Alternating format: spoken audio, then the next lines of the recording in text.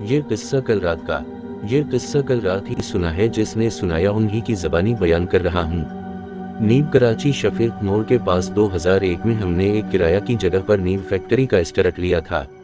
ये एक बड़ा प्लॉट था जिसमें 3 पोर्शन पर मुख्तलिफ फैक्ट्रीज थी। गेट से दाखिल होते ही चौकीदार का रूम, फिर दो तरफ 2 फैक्ट्रीज और सामने हमारी फैक्ट्री थी। हमारे पोर्शन में दाखिल होते ही सामने ऑफिस, एक तरफ गोदाम में कच्चा माल और दूसरी तरफ मशीनस लगी हुई थीं। इर्द गिर्द में 3 तरफ खाली प्लॉट थे और गेट के सामने चाय का होटल और पान की दुकान थी।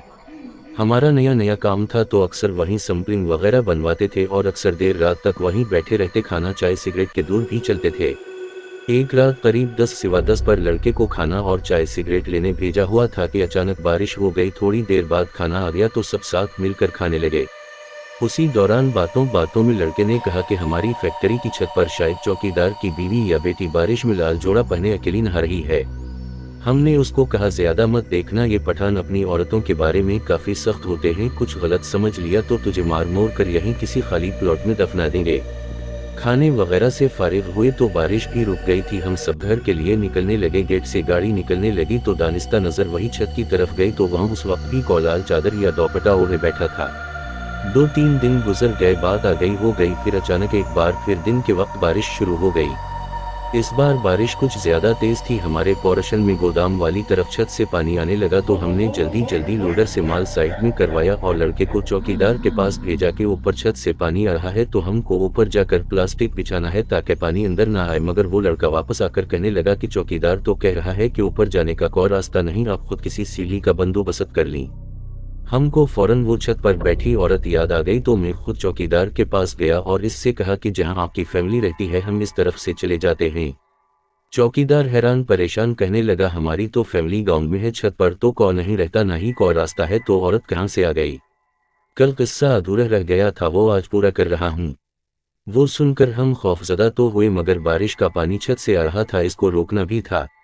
तो बराबर पोर्शन वालों से सीढ़ी लेकर लड़कों को भेजा कि छत पर ख्याल से जाकर प्लास्टिक शीट बिछाओ। वो ऊपर गए और वापस आकर बताया कि छत पर कुछ कचरा था जिससे पानी जमा होकर नीचे फैक्ट्री में आ रहा था। वो दिन तो खैरियत से गुजर गया मगर जिस औरत को लाल लिबास में देखा था उसने दूसरे दिन सुबह ही अपना असर दिखाना शुरू कर दी। हम के लोडर सुबह बाथरूम गया तो उसने बाथरूम में चीखना शुरू कर दी। हम सब वहां गए तो दरवाज़ा अंदर से बंद करके वो जोर जोर से चीख रहा था कि वो औरत बाथरूम के बाहर खड़ी उसे गौर रही है। हमने उसे बताया कि कौन नहीं है, तुम बाहर आ जाओ। उसने बाहर आकर बताया कि दरवाज़ा बंद होने के बावजूद उसे महसूस हुआ, बल्कि उसे नजर आया कि वो औरत उसे देख रही है। उसका पूरा जिस्म सुन्न हो गया था, वो हिल भी नहीं पा रहा था। फिर शाम को फिर किसी को महसूस हुआ जैसे उसे सर्द हवा छू कर गुजरी। वो मैं मशीन के पास खड़ा था, मुझे साफ नजर आया कि वो औरत मेरे पीछे खड़ी है और मुझे चुरचुरी सी आ गई। जैसे तैसे वो दिन गुजरा तो अगले दिन मामला ज्यादा खतरनाक हो गया। एक और लोडर गोदाम में गया तो उसने किसी को अपने ऊपर छलांग लगाते देखा। वो डर कर पीछे हुआ तो लोडिंग की ट्राली से टकरा कर अपना सर फाड़ बैठा। इसे क्लिनिक समझा कर भेजा कि कुछ उल्टी बात ना करे वरना लोग मजाक बनाएंगे और फिर घर चला जाए। अब मामला ज्यादा खराब था तो हमने भी फैक्ट्री बंद की और जिस ब्रोकर से ये जगह ली थी इसके ऑफिस पहुंच गए। उसे सारा किस्सा सुनाया कि अब यहाँ काम करना मुश्किल है, मशीन्स वगैरह कहीं और शिफ्टिंग करना आसान भी नहीं और खर्चा भी काफी हो जाएगा।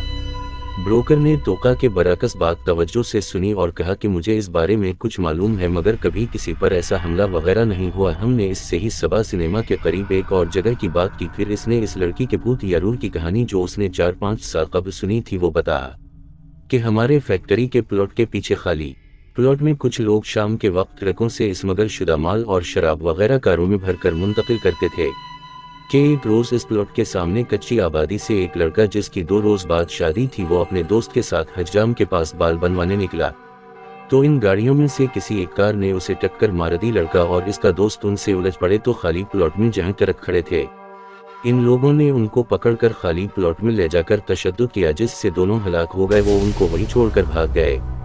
लड़कों के घर वाले 2 दिनों तक इन्हें ढूंढते रहे और फिर उनकी लाशें वहां से मिली। ये खबर सुनकर दुल्हन का भी हालत फेल हो गया।